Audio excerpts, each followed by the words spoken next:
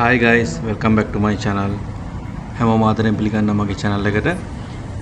අද මම ඊජිප්තු වල ඉන්න දෙවෙනි දවසේ. ඔයගොල්ලෝ මගේ කලින් වීඩියෝ එක බලුවා නම් මම ඊයේ දවසම ගීසා පිරමීඩ් වල ගත කරේ. ඉතින් ඊයේ දවස නිමා කරලා අද උදේම ගීසා හොටෙල් එකෙන් පිටත් වුණා කයිරෝ වලට එන්න. කයිරෝ සිටි එකට එන්න. කයිරෝ වල බුක් කරපු හොටෙල් එකේ චෙක් ඉන් ටයිම් එක තියෙන්නේ හවස 2. චෙක් ඉන් වෙන්න ගොඩක් වෙලා තියෙන හින්දා ඩිසයිඩ් කරා සිටඩෙල් ඔෆ් කයිරෝ විසිට් කරලා හොටෙල් එකට ගිහිල්ලා චෙක් ඉන් වෙන්න. ඒ වගේම ටූරිස්ට්ලා අතර බොහොම ආකර්ෂණීය තැනක් තමයි මේ සිටඩෙල් ඔෆ් කයිරෝ කියන්නේ. කයිරෝ සිටි එකේ ඉඳන් මෙතනට එන්න විනාඩි 10ක් 15ක් වගේ යන්නේ. ට්‍රැෆික් නැත්තම් ට්‍රැෆික් තියෙනවා නම් චුට්ටක් ඊට වඩා වෙලා යනවා. මම ගීසේ ඉඳන් Uber එකක් බුක් කරගෙන තමයි මෙතනට ආවේ. කයිරෝ හොටෙල් එකට ගිහිල්ලා එතන ඉඳන් මගේ ලගේජස් ටික තියලා මෙතනට ආවේ. ඉතින් හරිම ලාභයි ඊජිප්තු වල Uber වලින් බුක් කරනකොට. මගේ ගැනත් විස්තර පස්සේ කියන්න ඕගලන්ට. මේ තමයි සිටඩෙල්. ඉතින් අපි ඇතුළට ගිහිල්ලා බලමු කොහොමද මේකේ ලස්සන කියලා.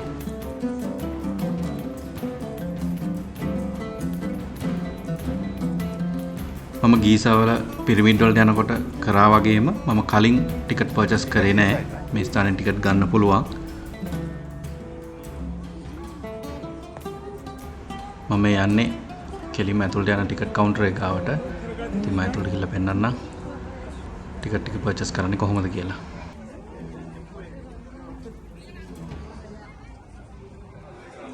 මේක තමයි ටිකට් කවුන්ටර් එක. මෙතනින් ටිකට් ගන්නකොට කෑෂ් වලින් ඒ වගේම ඩෙබිට් කාඩ් ක්‍රෙඩිට් කාඩ් වලින් ගෙවීමේ හැකියාව තියෙනවා. එක්කෙනෙකුට වෙන්නේ ඊජිප්ෂියන් පවුන්ඩ්ස් 550ක්. ටිකට් වලට අදාළ සියලුම විස්තර මේ ස්ක්‍රීන් එකේ මම සඳහන් කරනවා. ඒ සියලුම විස්තර.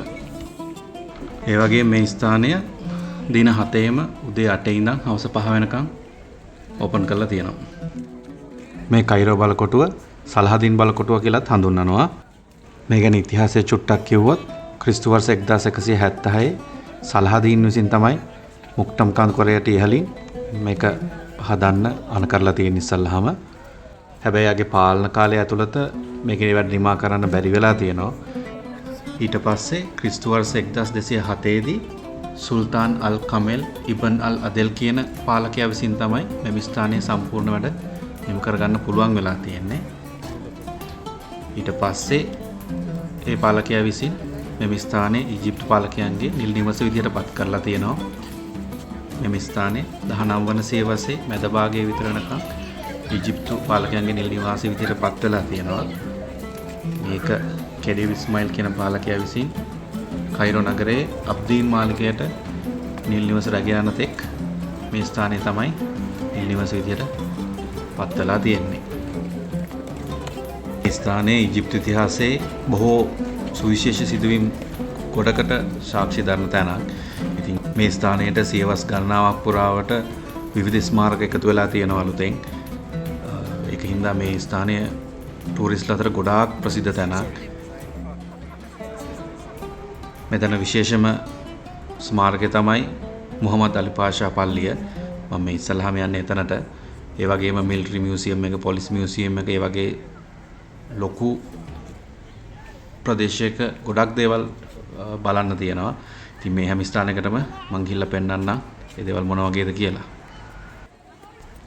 ඔයගොල්ලෝ මේ ස්ථානවලට එනවා නම් ගයිඩ් කෙනෙක් එක්ක එන්න. ඉතින් ඉතිහාසය ගැන දැනගන්න කෙනෙක්ට බොහොම වටිනවා.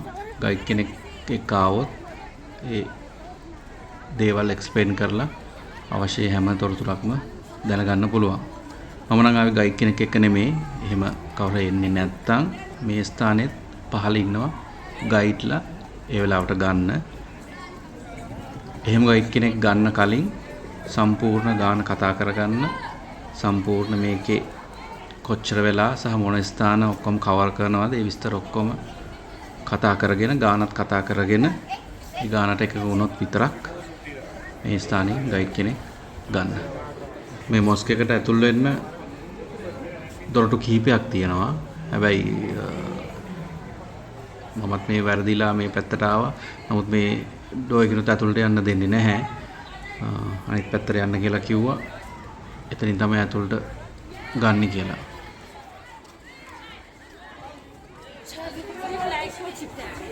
මම ඉස්සෙල්ලා කිව්වා වගේ මේ බල්කොටුව ඇතුළේ විශේෂම ස්ථානය තමයි මුහම්මද් අලි පාෂා මොස්ක් එක. කවුරු හරි මගේ බහරෙන් වීඩියෝ එක බැලුවා නම් බැලුව නැති කවුරු හරි ඉන්නවා නම් මම මෙතන උඩ ලින්ක් එක දානවා ගිහිල්ලා බලන්න. ඒ වෙලාවේ මම ගියා අල් ෆතේ ග්‍රෑන්ඩ් මොස්ක් එකට. මේ වෙලාවේ මම කිව්වා ඒ අල් ෆතේ ග්‍රෑන්ඩ් මොස්ක් එක හදලා තියෙන්නේ මේ මුහම්මද් අලි පාෂා මොස්ක් එක විදිහට කියලා.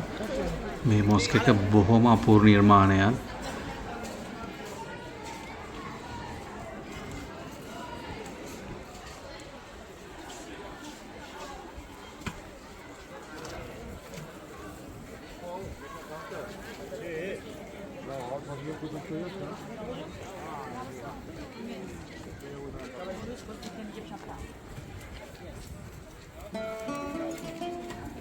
මේක තමයි ප්‍රධාන දොරටුව. මෙතනට එන සංචාරකයන්ව ඇතුළට ගන්නේ.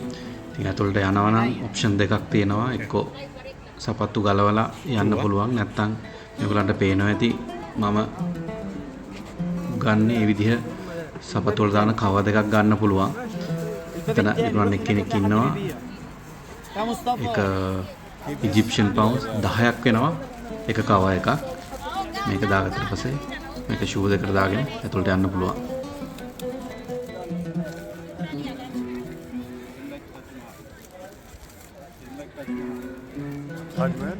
Like this?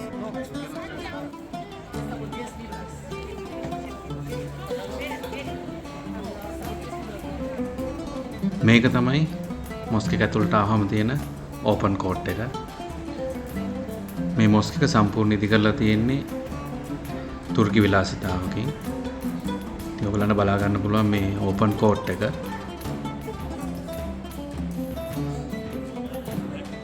ඔයගලන්ට පේනවා ඇති අර ඈතින් තඹ ඔරලෝසු කණුවක් පිහිටලා තියෙනවා. ඉතින් මේ ඔරලෝසු කණුව ක්‍රිස්තු වර්ෂ 1845 දී ප්‍රංශයේ ලුවී පිලිප්ස් විසින් මුහම්මද් අලි පාෂා වෙත පරිත්‍යාග කරන ලද බව තමයි සඳහන් වෙන්නේ. දැන් මම මේ ඇවිල්ලා ඉන්නේ මොස්ක් එකේ තියෙන ප්‍රේයර් හෝල් එකට. මට පේනවා ඇති බොහෝම අලංකාර විදිහට ඉඳ සකස් කරලා තියෙනවා. මේ මොස්ක් එක තව නමකින් හඳුන්වනවා. ඒ තමයි ඇල්බැස්ටර් මොස්ක් එක කියලා. ඒ නමය දෙන්න ප්‍රධාන හේතුව තමයි මෙහි ඇතුළත සහ පිටත බිත්ති වලට ඇල්බැස්ටර් පැනල් කිරීම නිසා.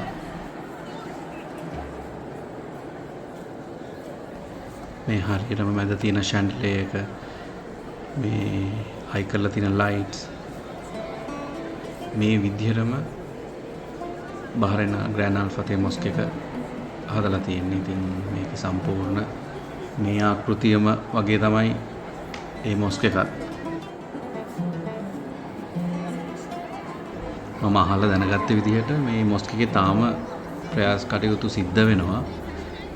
විශේෂ අවස්ථාවේ රාමසාන් ඒ වගේ දේවල් වලට සහ ෆ්‍රයිඩේස් වලට මේකේ ප්‍රයාස සිදු වෙනවා කියලා තමයි මට කිව්වේ. ඒ වගේම මේක ඔයගලන්ට බලා ගන්න පුළුවන් මේ ඉස්සරහට ආවම මේ ස්ථානයේ තමයි සියලුම දේශන කටයුතු සිද්ධ වෙන්නේ. මේ කොළපාටින් පේන ස්ථාන දෙකම දේශන පවත්වන්න හදපු ස්ථාන දෙකක්. මේ ස්ථාන දෙකම මුලින්ම හදලා තියෙන්නේ සම්පූර්ණයෙන් ලී වලින්. අර ඔයගලන්ට පිටිපස්සෙන් පේන ස්ථානේ අලුතෙන් එකතු වුණ එකක්. ඒක සම්පූර්ණයෙන් හදලා තියෙන්නේ කිරිගරුඬ වලින්.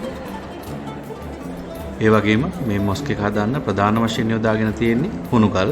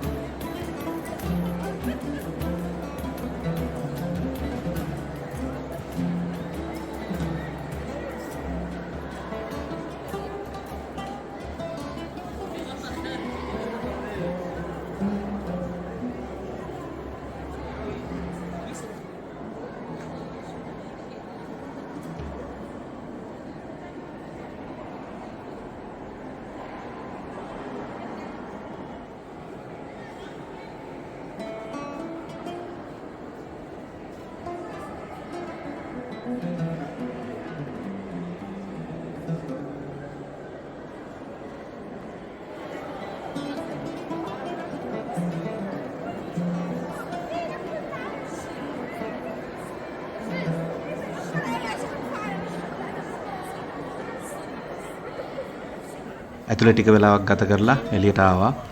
ඉතින් පුදුමාකාර රසණියක් දැනෙන්නේ. එළියට ආවහම මේ විදිය පොඩි ෂොප් එකක් තියෙනවා. මේ ෂොප් එකේ වතුර ස්නැක්ස් ඒ වගේ ගොඩක් දේවල් තියෙනවා. හැබැයි එළියට වඩා ගණන් වැඩි.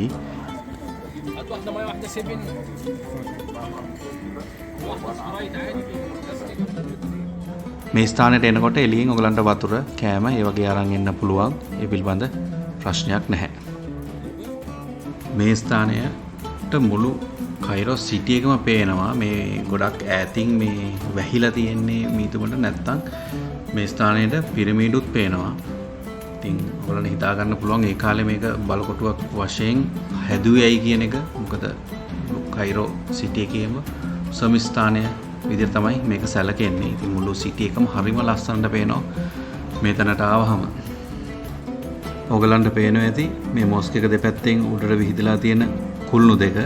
මේ එක කුළුණක උස මීටර 84ක් පමණ ප්‍රමාණයක් වෙනවා. මේ විදිහට තමයි මගේ ඉජිප්තු ටුවර් එකේ දෙවෙනි දවස ගෙවෙන්නේ.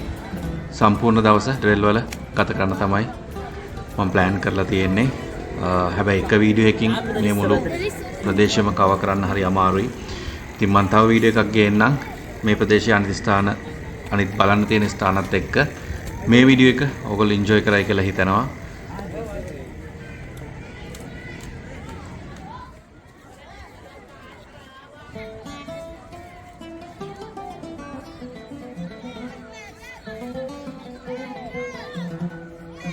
ඔයගොල්ලෝ මේ වීඩියෝ එක එන්ජොයි කරා නම් වීඩියෝ එකට ලයික් කරලා කට්ටියත් එක්ක ෂෙයා කරන්න. ඒ වගේම මගේ channel එක තාම subscribe කරලා නැත්නම් channel එකත් subscribe කරන්න කියලා ආදරයෙන් මතක් කරනවා. එහෙනම් ඊළඟ වීඩියෝ එකෙන් හම්බෙමු.